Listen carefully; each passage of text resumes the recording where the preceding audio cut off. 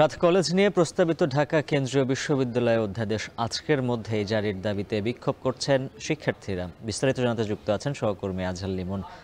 লিমন, জানাবেন আজকের মধ্যে অধ্যাদেশ জারি না হলে নতুন কোনো কর্মসূচি দিবে কিনা, শিক্ষার্থীরা কি বলছেন?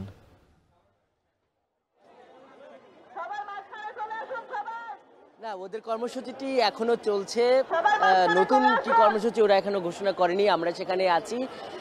প্রেক্ষাপটটা একটু বলি, সেটি হলো যে গেল প্রায় 1 বছরের বেশি সময় ধরে এই ঢাকার যে ঐতিহ্যবাহী 7টি কলেজ, সেই 7টি কলেজের শিক্ষার মানকে উন্নত করার জন্য যেই বিশ্ববিদ্যালয়ে রূপান্তরের যে দাবি করছিল আলাদা আলাদাভাবে, এই তিতুমির কলেজ কিংবা ঢাকা কলেজ, এগুলোকে নিয়ে সরকার যখন সমস্ত পক্ষের সঙ্গে, সংশ্লিষ্ট পক্ষের সঙ্গে আলাপ আলোচনা শেষ করে যখন তারা একটা কেন্দ্রীয় অর্থাৎ ঢাকা কেন্দ্রীয় বিশ্ববিদ্যালয় করার ঘোষণা দিল এবং এটার কি আইন হবে সেটা নিয়ে একটা আইন তৈরি করলো, সেই আইনটি যে খসড়া সেটিও যখন প্রস্তুত, তখন এটির অধ্যাদেশ আকারে যখন জারি হবে তখন কিন্তু এই আন্দোলনটা আমরা দেখছি।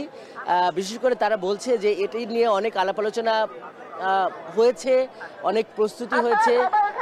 এখন এই অধ্যাদেশটি যেহেতু খসড়াটাও চূড়ান্ত হয়ে গেছে, তারা বলছে যে এখন এই খসড়াটি কেন অধ্যাদেশ আকারে এটি জারি কেন হচ্ছে না। জানেন যে এখন যেহেতু নির্বাচিত সরকার নেই, এখন রাষ্ট্রপতি এই অধ্যাদেশটি জারি করবেন এবং এটি কিন্তু পরবর্তীতে আইন আকারে, ঢাকা কেন্দ্রীয় বিশ্ববিদ্যালয় আইন আকারে কিন্তু পরবর্তীতে আবার আইন হিসাবে সংযুক্ত হবে। তো এটির প্রেক্ষাপটটা আমরা যেটি দেখলাম যে সকালবেলা আমরা এই 7 কলেজের বিভিন্ন কলেজে যেখানে ইন্টারমিডিয়েট রয়েছে, তারা এই ঘণ্টাখানেকের জন্য যখন রাস্তায় নামলো, যে তারা এই ঢাকা কেন্দ্রীয় বিশ্ববিদ্যালয়ের যে স্কুলিং মডেল সেটির তারা বিরোধিতা করছে। স্কুলিং মডেল ব্যাপারটা কি, মূলত এই কেন্দ্রীয় বিশ্ববিদ্যালয় যখন হবে তখন মূলত school of science, school of humanity, law and justice, school of business, এই ধরনের ফ্যাকাল্টিগুলোকে ভাগ করে দেওয়া হবে। যেমন ধরেন যে এর মধ্যে স্কুল অফ বিজনেস হবে পুরো তিতুমির কলেজটা, এবং স্কুল অফ সায়েন্স হবে ঢাকা কলেজ এবং ইডেন কলেজকে নিয়ে। তো সেই জায়গায় এই যারা ইন্টারমিডিয়েট শিক্ষার্থীরা রয়েছেন তারা বলছেন যে এইভাবে যদি আলাদা আলাদা হয়ে যায় তাহলে ঢাকা কলেজ, তিতুমির কলেজ, এদের যে একটা স্বতন্ত্র বৈশিষ্ট্য ছিল সেই বৈশিষ্ট্যটি আর থাকবে না।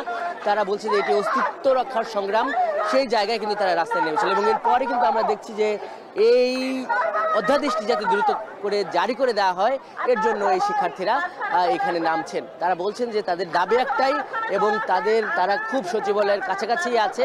তারা বলছেন যে এই দাবি যতক্ষণ না মানা হবে, যতক্ষণ অধ্যাদেশটি জারি না করা হবে, ততক্ষণ তারা এই রাজপথে থাকবেন। তো এই ছিল আমার কাছে এই শিক্ষা অধিকার চত্বর থেকে আমার কাছে থাকা সবশেষ। উজ্জ্বল। সাত কলেজের শিক্ষার্থীদের বিক্ষোভের খবর জানাচ্ছিলেন আজহার লিমন।